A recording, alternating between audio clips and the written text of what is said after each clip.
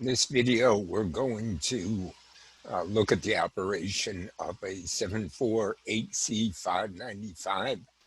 It's called a shift register, and it's also called a serial to parallel converter. And I think you'll see why that is in a few minutes. Okay, what this does is it allows you to feed an 8-bit number into the input, and then it shifts the bits one by one to each of the outputs. And there are 8 outputs. So in other words, each bit of that original 8-bit number is shifted to one of the outputs. All right, now you can see I've got 8 LEDs connected up, each with their own resistor, and they are connected up to the 8 outputs of the chip. For example, output 1 is shown right there.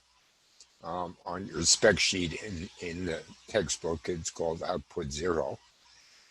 And then this one is output 2, output 3, output 4, and so on down the line to output 8.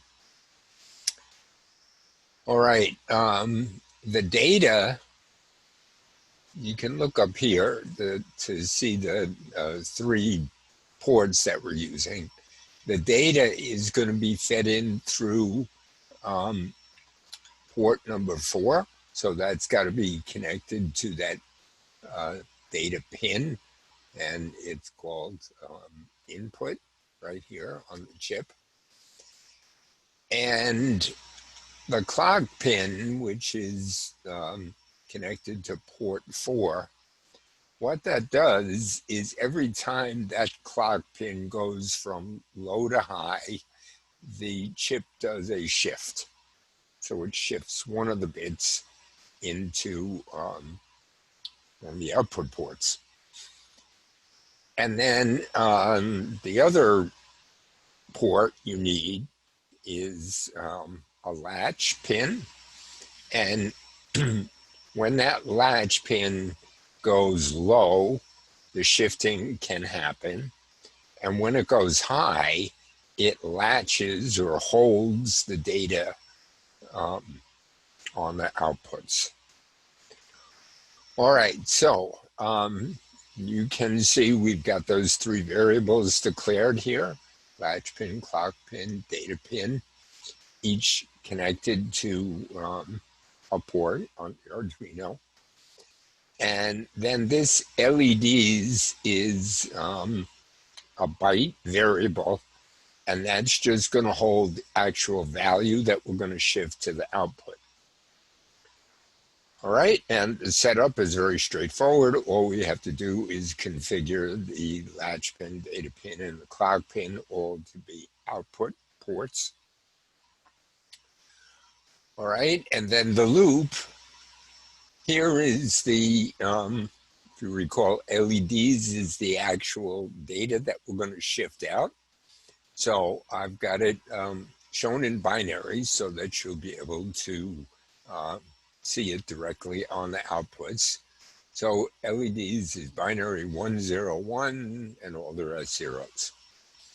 Okay, then we call on this function that says update shift register, and then there is a delay.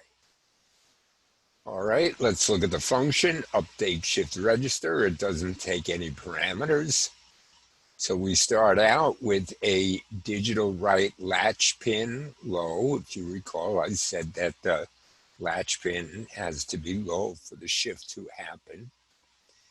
And then this is a built-in function that's very nice. It takes care of all the details, all the shifting details for us. And it does 8 shifts. It needs to know where the data is coming from, so that's the data pin, and then where the clock pin is. Now you can either shift it least significant bit first or most significant bit first. So this can either be LSB first or MSB first. And then the actual variable that contains the data that you want to put on the output. All right, and when that happens, does those 8 shifts, then we can see a digital write latch pin high, so that's going to hold the data at the output. All right, now, one of the things you can use this for is if you need to extend the number of ports that the Arduino has. So there may be cases like in robotics where all these digital ports are being used for something else. You need more ports. You can use this shift register to accomplish that. All right, so let's start simulation.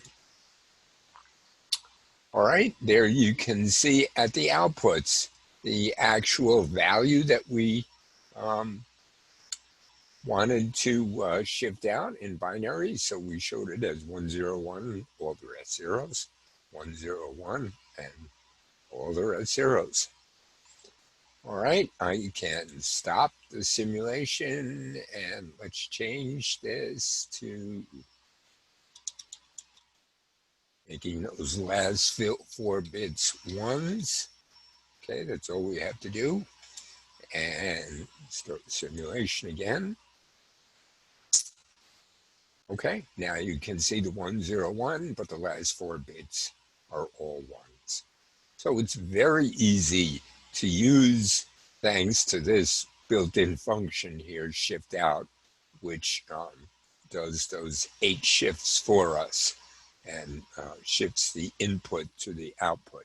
By the way, serial to parallel converter, the data is coming in serially, 1 bit at a time.